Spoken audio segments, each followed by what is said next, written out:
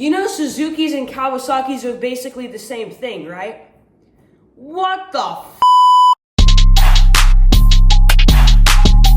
What's going on, guys? Welcome back to another Moto Daily video. It just stopped raining. It was raining here in California for about 2 to 3 days straight. And it's not done raining. We still have more rain coming in later this week, but we did get a break. Later today, we're going to the doctor's. This is my second checkup, and they're going to tell me if I can finally take this boot off of my leg. It's been over 3 weeks. I really want to ride my bike again. Also, you guys, I forgot to mention this in the last video. I am making merchandise. It has been requested by many of you guys, and the first set of samples for the Moto Daily merchandise is coming out in May. The samples I'm only getting, I just want to make sure that the products that you guys are getting, it'll be good quality. The backyard is so flooded and muddy. Just listen to this. Can you guys hear that? Oh my god. I don't know how we're going to get over here without stepping into that. Okay. This is going to be a risk taker. Oh my god. That is crazy. Okay, here she is. I'm not going to start it because the air filter is wet. And it's not the best idea to start the bike with no air filter on. Also, it's just extremely cold out. And on a warm day, this bike takes me about 10 to 15 tries to start it.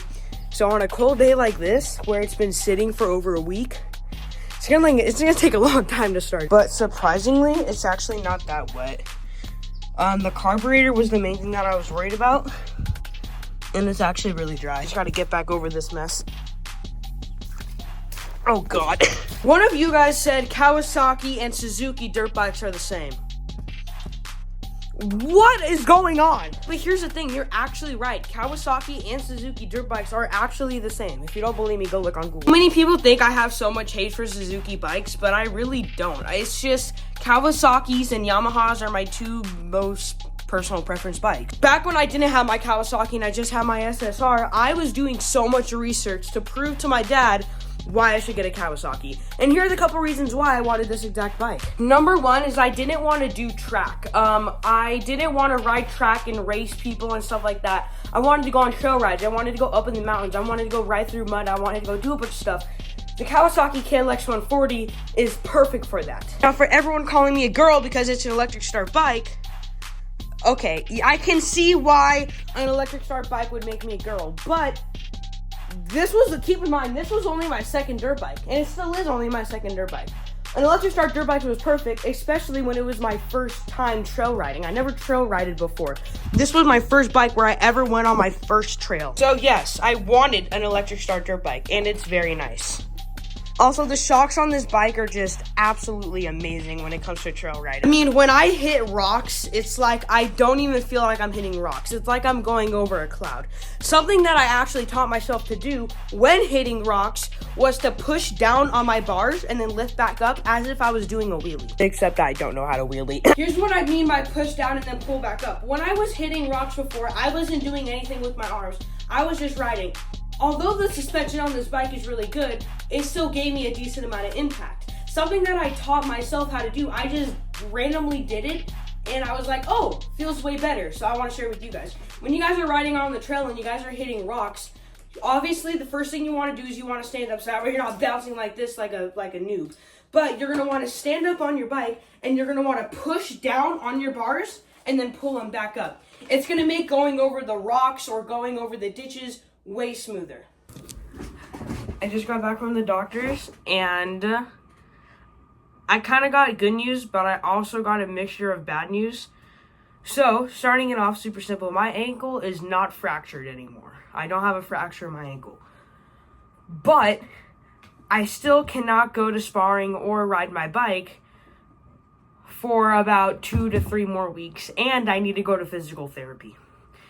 Now, I don't have to wear the boot anymore, which is super exciting. Like a compression sock, it's super easy to put on, it's super comfortable, and it's just way bigger than having a big bulky boot on my ankle. One thing that the doctor did say that caught my eye was I can ride my dirt bike on the street. I can ride my dirt bike as long as it's on flat ground. If you guys don't know, sometimes I'll go ride my bike at the track, or I'll go trail riding, or I'll ride my bike around my neighborhood and stuff like that, and I'll maybe go through the wash or whatever. I'm not allowed to go through the wash, but I am allowed to ride my dirt bike around the street. Back to bad news. It's going to be raining for the next 2 weeks.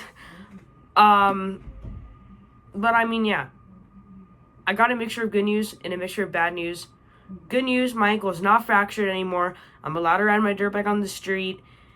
And, I don't have to wear the boot anymore. Bad news is that I can't go to sparring. I have to go to physical therapy. And I think that's it. But here's a big chunk of bad news, is that I won't be making YouTube videos anymore for about 2 to 3 more weeks, because if I could go back to sparring and go back to my normal, like, dirt bike riding and whatever, if I only had to wait, like, a couple more days or a couple more weeks, I would continue making YouTube videos. But since I have to wait a max of 2 to 3 to maybe 4 weeks, I don't want all of the YouTube videos to just me be talking about the bikes. I want it to be dirt bike riding content. But yeah, I'm sorry guys, I'm pulling off the YouTube again. But I'll see you guys in a couple more weeks. And the next time I pick up the camera, my ankle will be 100% healed. Peace out.